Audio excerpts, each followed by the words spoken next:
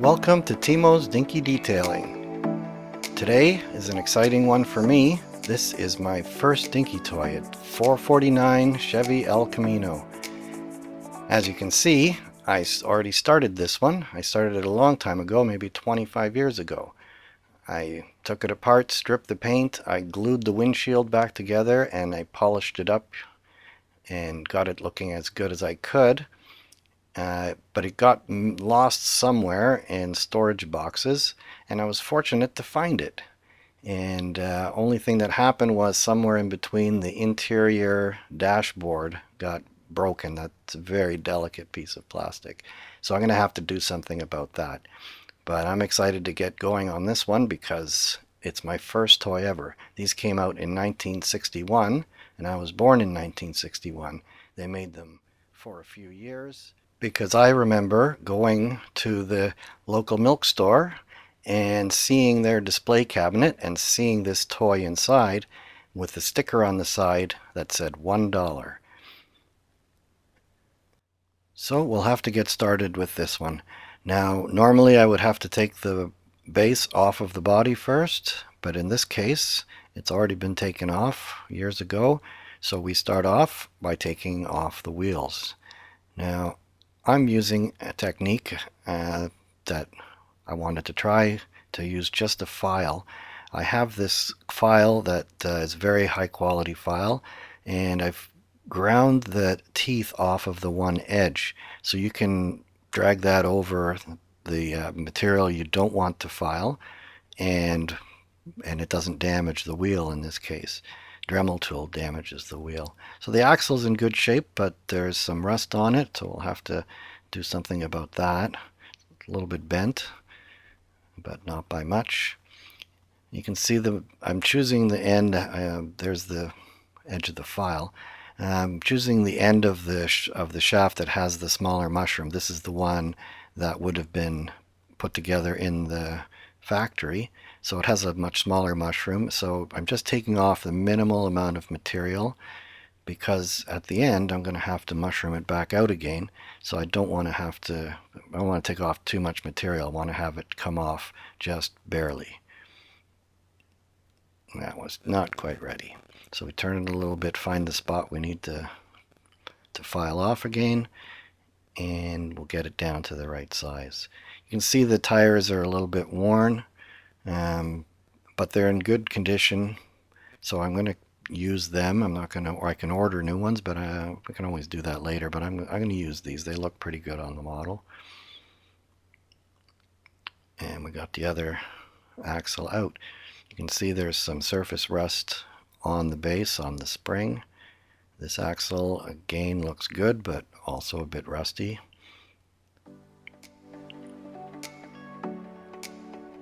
So for that rust, I'm going to try a little bit of fine sandpaper, and that sponge is there. That sponge is there to hold the interior up into the windshield.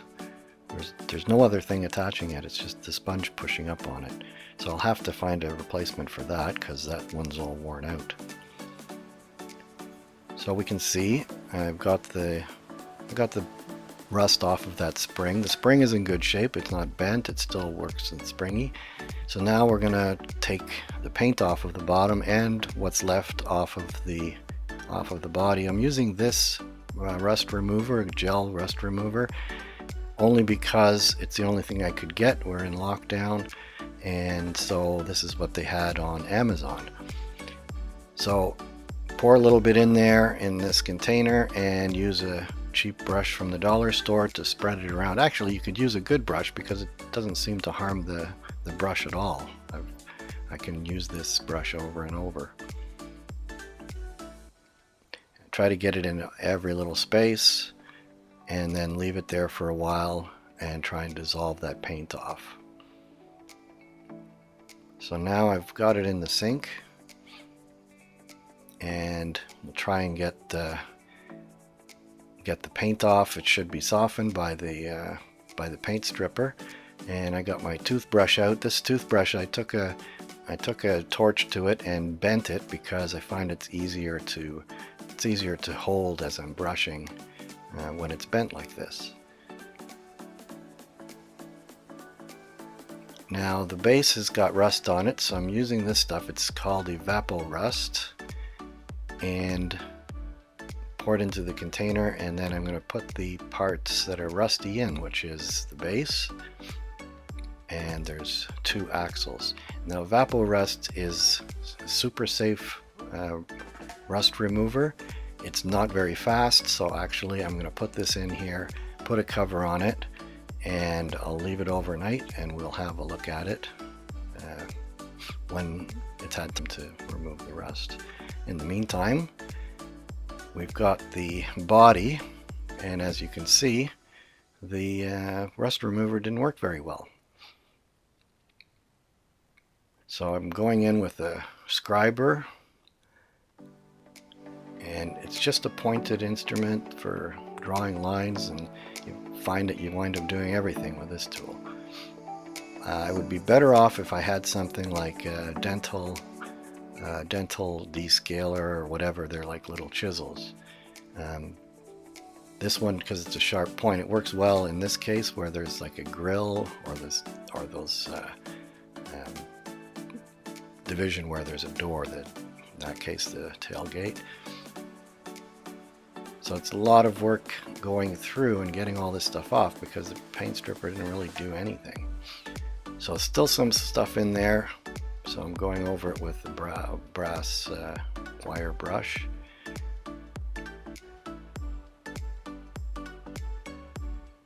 And in the end, I think I got most of the stuff out. Oh, at the front there's this grill, and that's very stubborn, and those little tiny, there's a lot of detail on these models. And so I have to go into every single one of those little vents or whatever they are.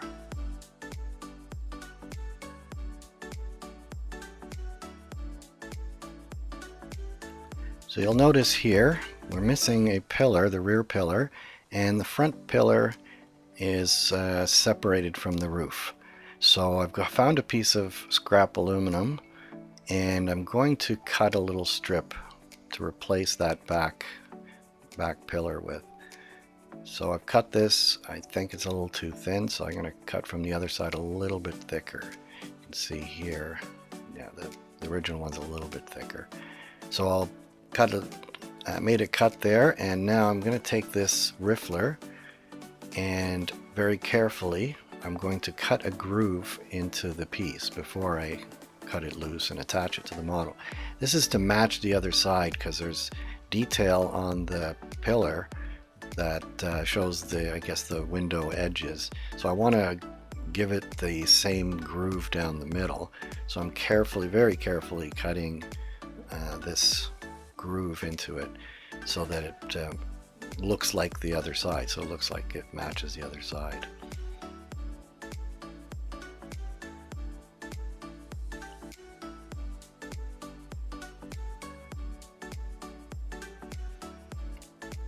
So once I've got the pillar to the shape I want, then I'm going to match it up with the body and cut it to the right length.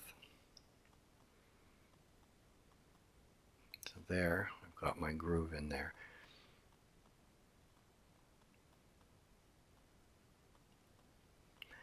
Now the cutter I'm going to use, this is a very handy tool. It's called a nibbler, and it pulls a little shear down, and it very easily cuts aluminum. You can cut big shapes as well.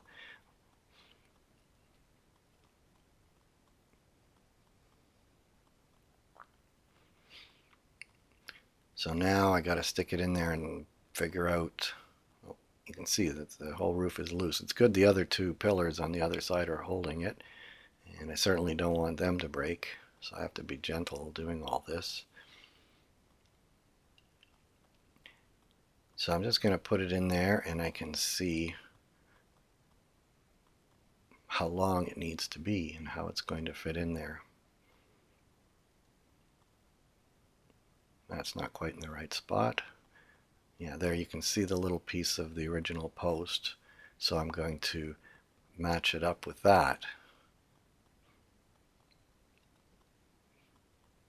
So now I've cut it to the right length, and I've put a piece of tape inside so I can line this thing up and have it attached to the tape. Now to pull the roof down onto the front pillar, I'm going to put a clamp on it. First I'm going to put my super glue on here. I'm going to hold it with super glue, and this is a technique that I've seen other people use. So I'm trying it for the first time. So this is just the cheap dollar store super glue, cyanoacrylate glue, and I make sure I get it in between the pillar and the roof. And now I want to clamp it down. So I've got a little piece of scrap wood and that clamp with it's a sliding bar clamp type thing, which is perfect for a little model like this. So I gently clamp it down so that the roof now sits right onto the pillar. There we go. And now to make the connections a little bit stronger, I'm going to put some baking soda onto it.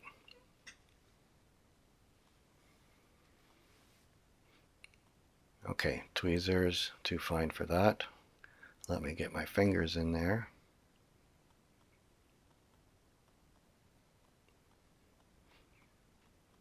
Got to figure out a way of delivering that stuff because it's not the easiest thing.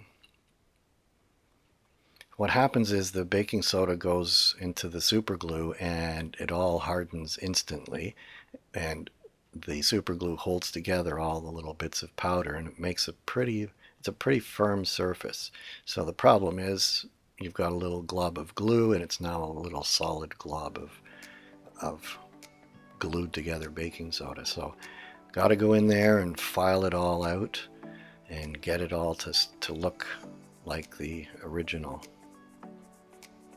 It's a little bit of sanding, a little bit of filing, until I get it, till I'm happy with it.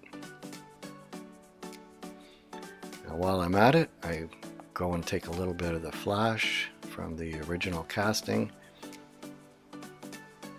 I don't take all of it off. I want to leave a little bit so people, it looks familiar to have a little bit of flash, but I don't want too much. In the factory they wouldn't have had time to do this.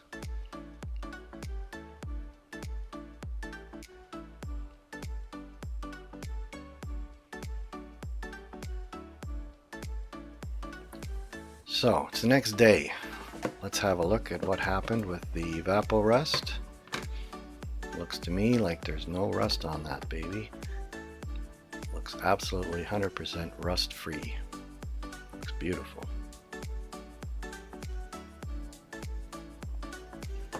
Same with the axles. Notice I don't even wear gloves with this stuff.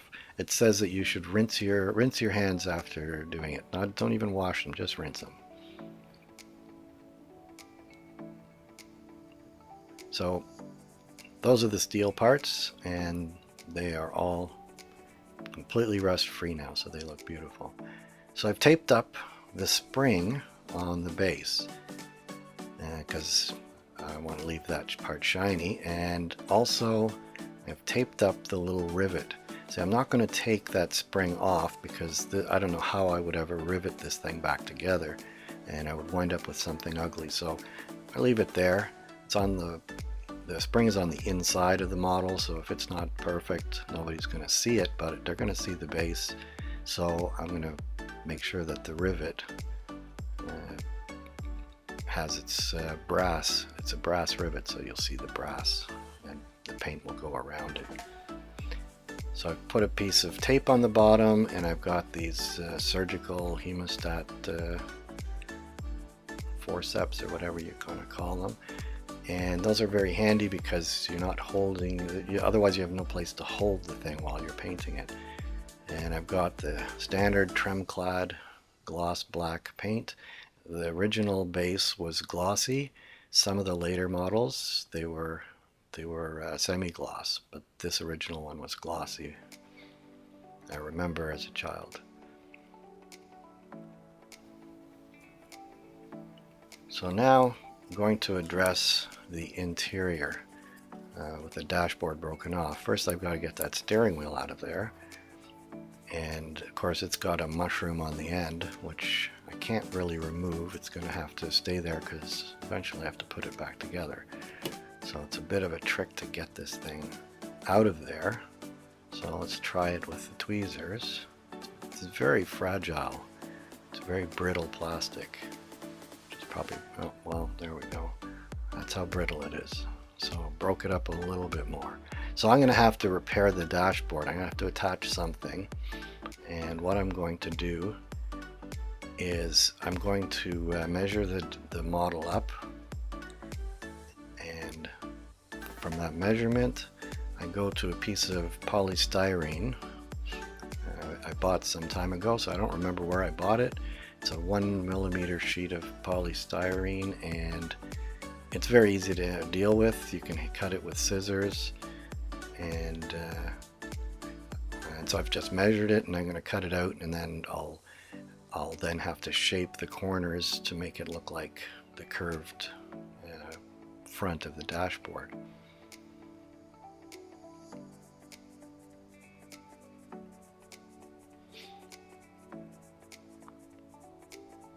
So to attach it, I'm using 5-minute epoxy. This is stuff I get at the local dollar store. When I was young, I remember 5-minute epoxy. It was just crap. It never hardened. This stuff is like a miracle. 5 minutes, like advertised, and it goes hard and dry. So now I've got that piece you can see in the background, and this is going to go on top of that because the dashboard actually sits higher than the edge where it matches the window. So I have to have it sticking up above the bottom level of the window. So I'm just cutting it, trimming it around with the scissors so that it fits, and that'll fit perfectly. You can see I scribed a line when it's actually in the model, so I know it's going to be exactly the right size. Now I get back my file, and once again, this is a beautiful file. It cuts perfectly, it cuts quickly, and it always makes a beautiful smooth surface. So I use it for everything. So I've rounded it all off, and then I'm going to glue it again with the 2-part epoxy to the top, and that'll be my dashboard, which will look like the original dashboard once it's painted.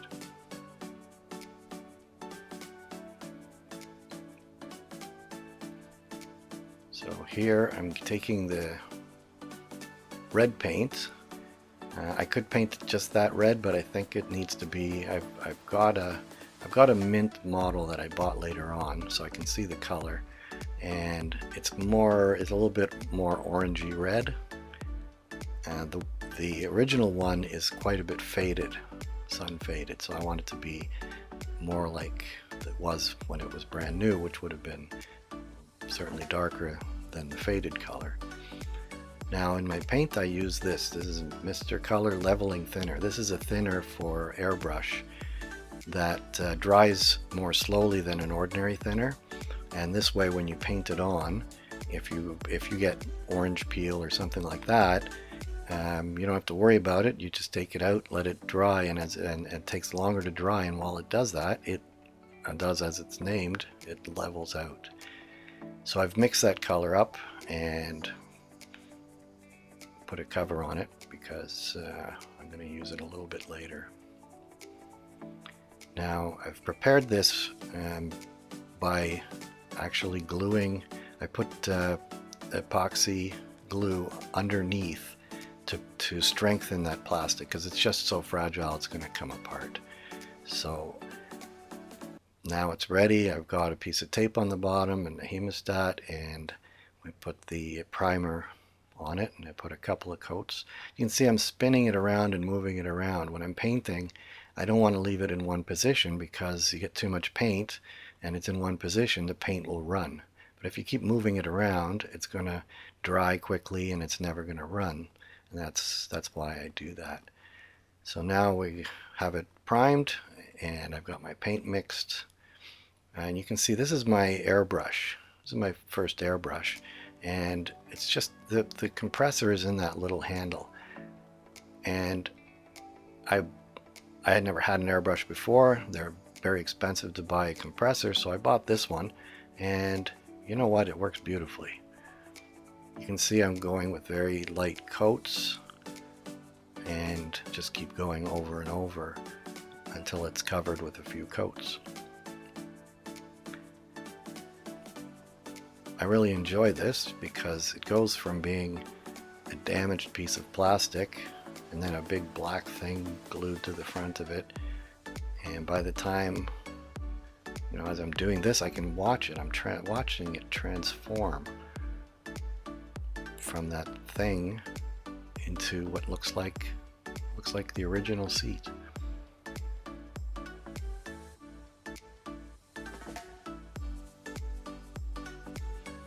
And I was able to get a beautiful gloss. Look at it, it's coming out just nice.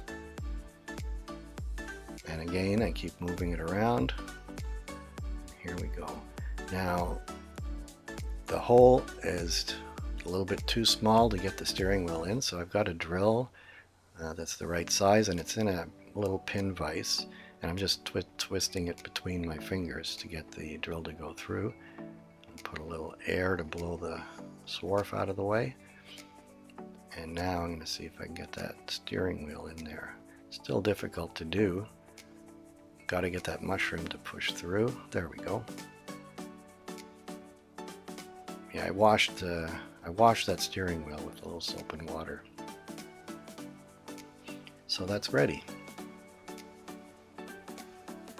Now, I didn't do this before. I need to finish drilling and then tapping these posts, the rivet posts, because I'm going to put a screw in there. So I've got a tap drill for a 440 screw, and I'm putting this little piece of tape to mark the depth. I don't want to go too deep with this because on the other side of that is the bed of the pickup truck portion. And if I go too deep, I'm going to come right through, and there's no way I'm going to be able to repair that beautiful base because it has such sharp square lines. So I don't want to go through. I want to make sure I don't. So when I'm drilling, you got to be real careful. Got to be careful I don't go all the way through. So I'm being very cautious, overcautious. Pull the swarf off, and let's go a little bit more.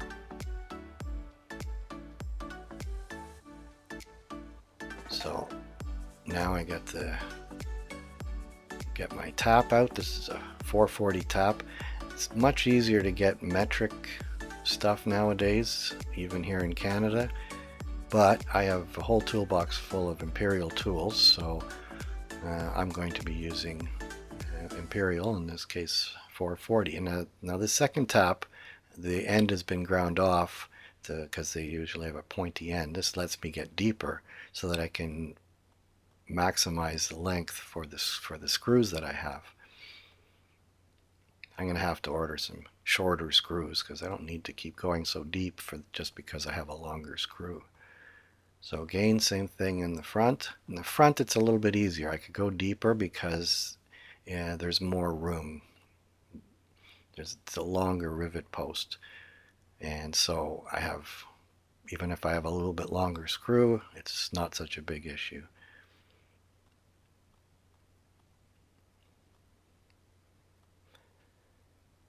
So that's both of them tapped. I can put the back one back in there.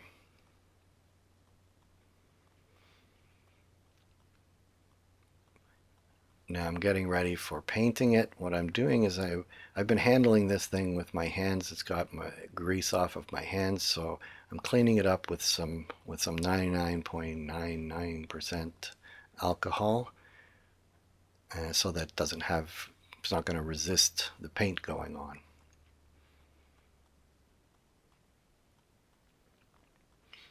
Now this is the primer I'm using. It's the Tamiya Fine Surface Primer. You can get cheaper primer at the hardware store in the big can, but it's much, much thicker. It's made for doing big things like your patio furniture or your car repair. But for a little model like this, you want to have a fine paint, and the Tamiya fine primer is a very good choice. So after priming it, I saw some rough edges, and so what I've done is I've gone and I've sanded those edges, and I'm going to have to spray a little bit of primer over top of that again. There's some dents there, and that's where I sanded because the dent had raised the material, but I'm leaving the dent, just took off the raised material, and I don't think it'll be too noticeable.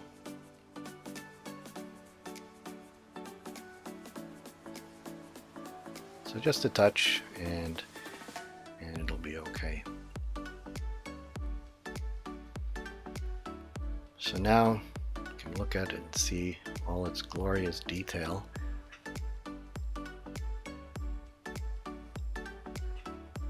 So the paint I'm going to use on the initial coat, this is a paint that you get from Canadian Tire. It's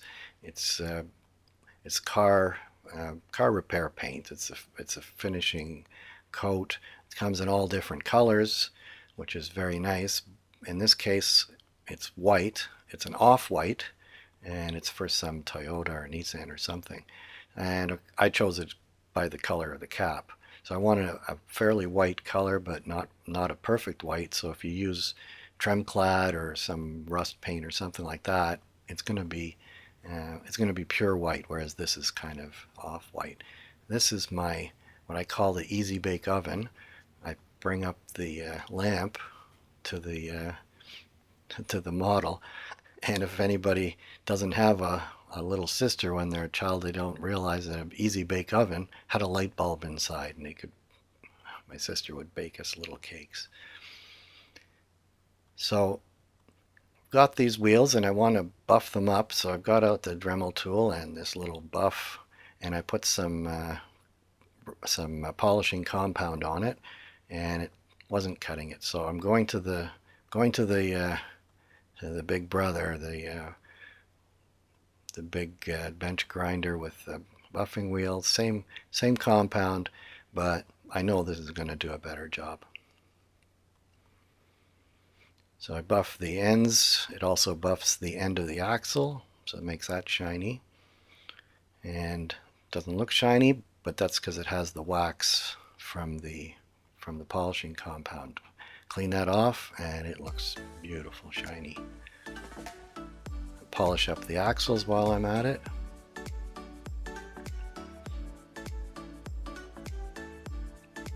I think I'm going to do this on all my models from here on in.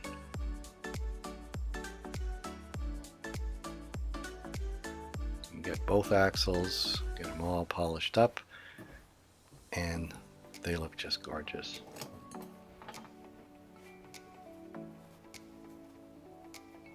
You can see the mushroom on the end. It looks very nice.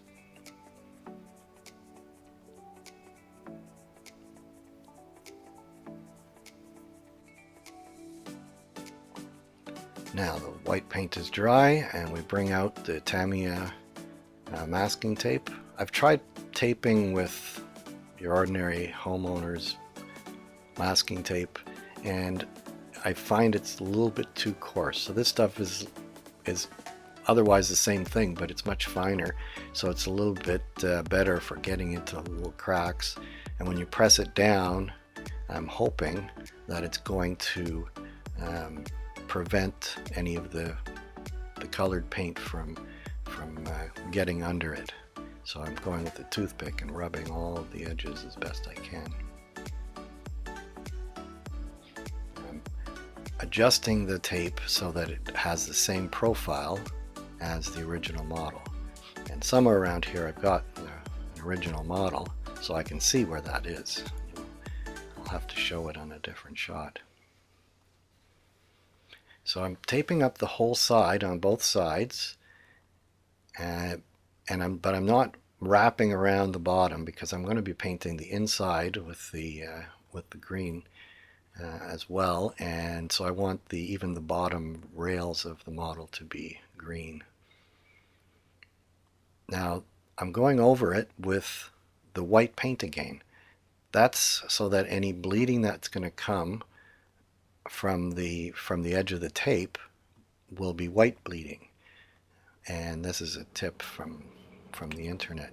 There you can see the model. I bought that one because I missed my first toy, so I went and I bought a mint copy of the same thing. So I can use that as a sample for where the tape lines are, what the color of the interior is, and what the color of the exterior is.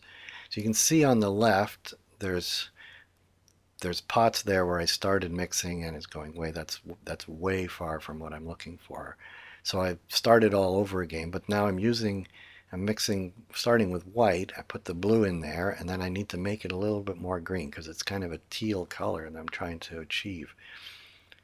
So I've sped this up a lot because I spent a huge amount of time trying to match, and you can see I'm not even close. And in fact, I'm going nuts trying to get this to the right color, and I'm thinking, how is it even possible? And the problem, I think, is that I've got prime colors, and I'm pretty sure that the blue on that model is some kind of a fluorescent paint. It's the green color is brighter than anything that I have in my paint pots. So I'm going to get as close as I can, and then I'm just going to say, okay, I don't want to spend another hour mixing paint because I'm not getting any closer. So that's as close as I got, and I'm going to be good with it. I'm going here again with the Mr. Color Leveling Thinner.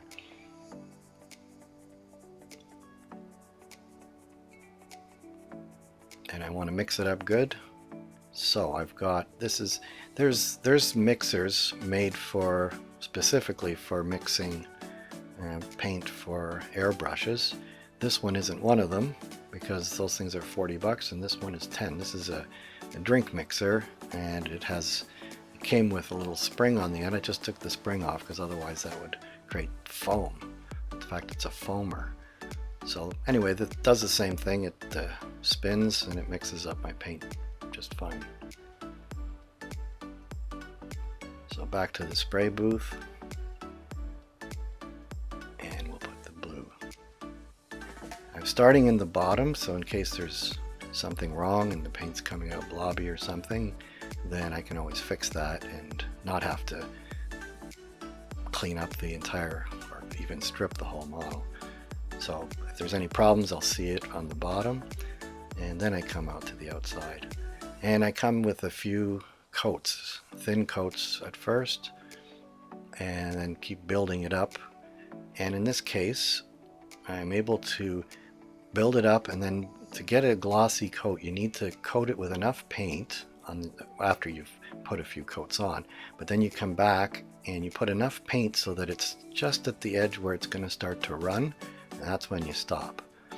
And the other trick again, I'm keep moving the thing around, so that even if I get too much on there, I'm moving it around and it's more likely to spread out and just go smooth. So there, it's now dried, and I got a nice coat of shiny because of that leveling thinner. It keeps it wet for a longer time, and then it just has later on, as you let it dry, it just smooths right out. So even sometimes parts of it don't look great, and then when it's finished, it winds up looking perfect.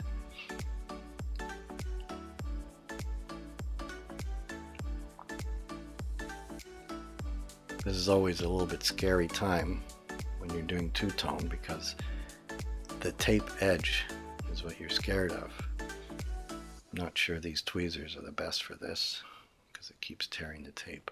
But look at that, that is an absolutely perfect edge. The other side was not quite so good. I'll have to go back and touch that up.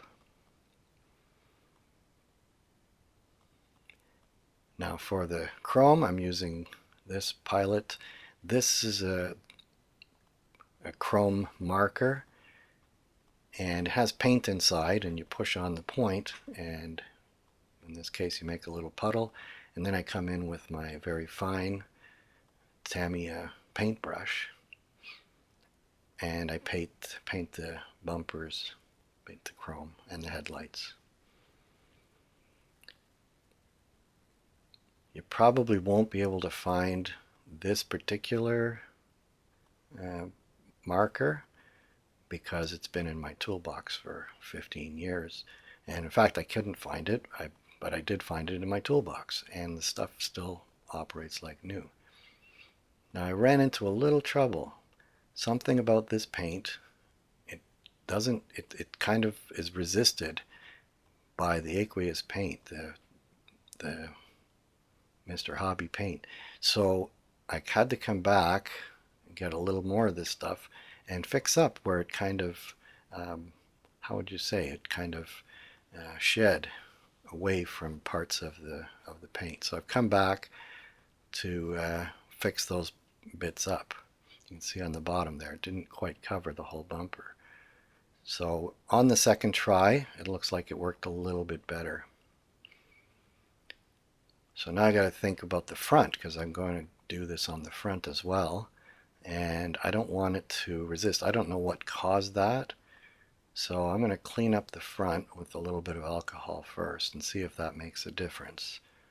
And going over it, and you can see it's dissolving it and it's coming off on the Q-tip.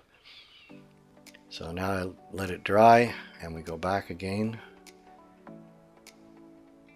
and you can see you press on this thing and then the ink comes out.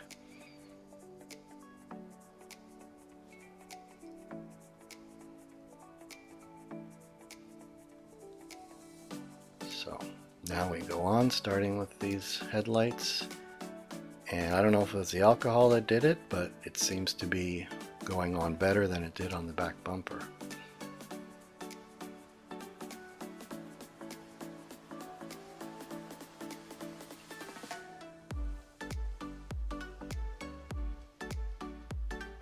The originals were done with a spray paint, and in the factory they had some kind of a mask, so you can see the edges are kind of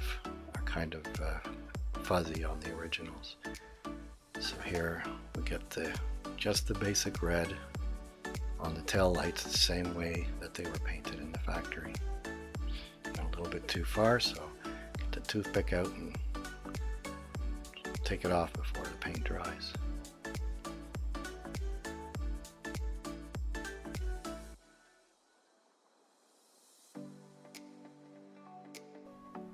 So now we've got that part done. Now originally there was this sponge, which looks in pretty poor shape, so I don't want to put that back. So I'll put a new sponge. So pulled this one out of the kitchen, and it's going to be a sacrificial sponge.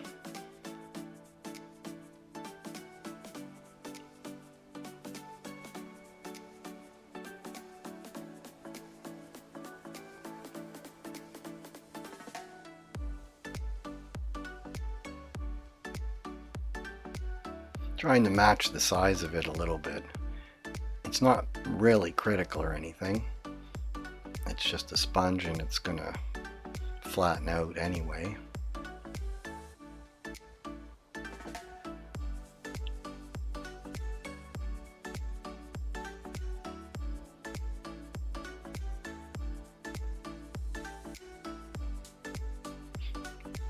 So that's pretty close. It's more spongy than the old one.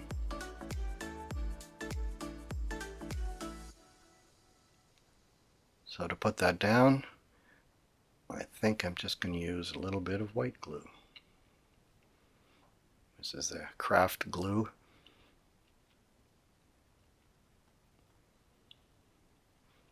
This is nice because it's water-based, so if somebody's restoring this in the future, I'll just clean it up with some soap and water.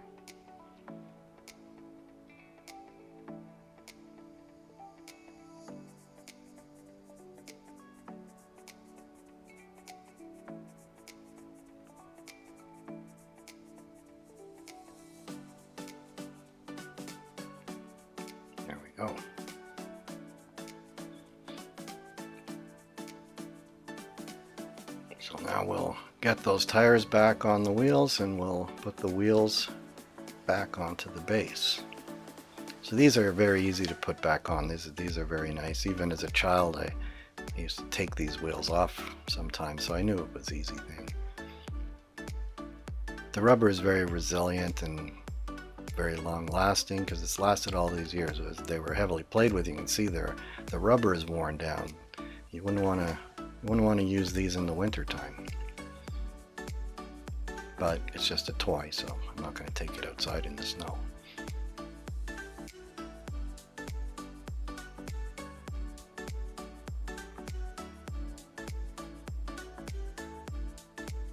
You can see I'm putting the wheel on the axle because it's easier to maneuver putting the tires onto the hubs when you've got that little bit of leverage to grab onto. So now I got to get these axles underneath the springs. So I'll just put a screwdriver under there. This is one of those things where you need to have 3 hands.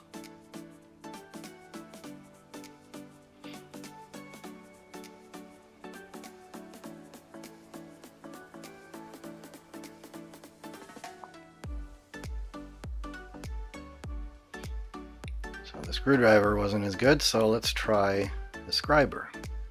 I swear I use the scriber more than any other tool in my toolbox. Oh. Yeah, better to use the non-mushroomed end.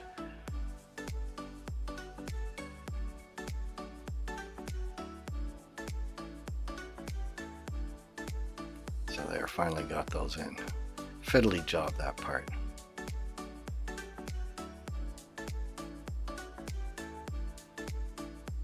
So the way I'm going to put these back on is I'm not thrilled with the drill press method. I'm going to have to figure out a better way to do that. But I like to do this. This is a small ball peen hammer, tiny one. And I tap around the shaft to mushroom it. And before I was telling you that I didn't want to take off too much material because I also don't want to hammer too much to get that end mushroomed. So that way there's not as much hammering that has to be done. There. Do the same for the other one. Just adjust that axle so that it's sticking up a little bit. That's better.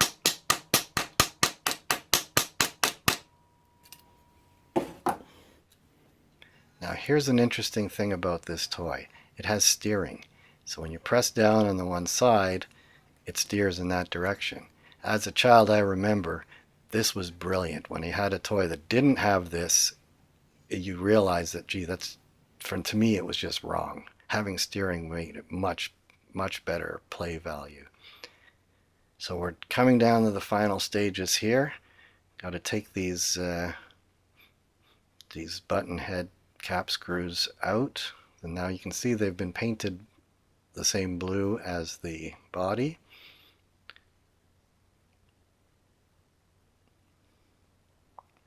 And I think it looks beautiful when you have the blue colored, or the color of the same color as the body on the base.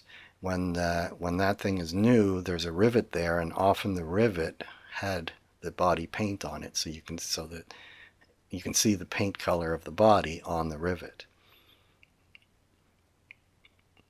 So now I've got to get my windshield in there, and you can see that that's backwards. You can see that the interior seats on the windshield.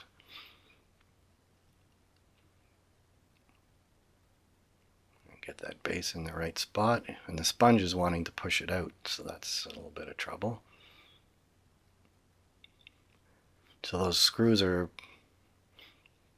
slightly different, so one is longer than the other, so I wanted to get the right one on the back, the short one on the back, because I have more thread on the front because it's a longer rivet post. You can see how nice that light blue against the black looks.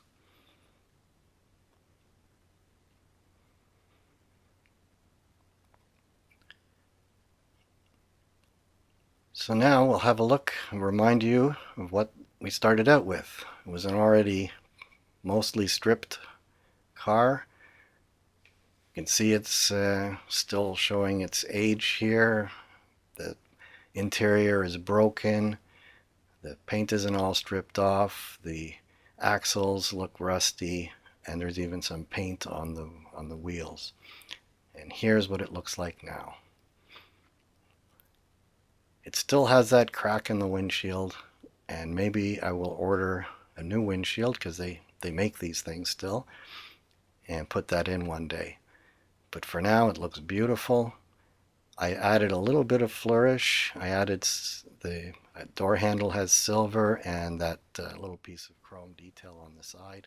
I think it really makes it look sharp. So I hope you enjoyed this episode of Timo's Dinky Detailing. Until next time, keep your stick on the ice.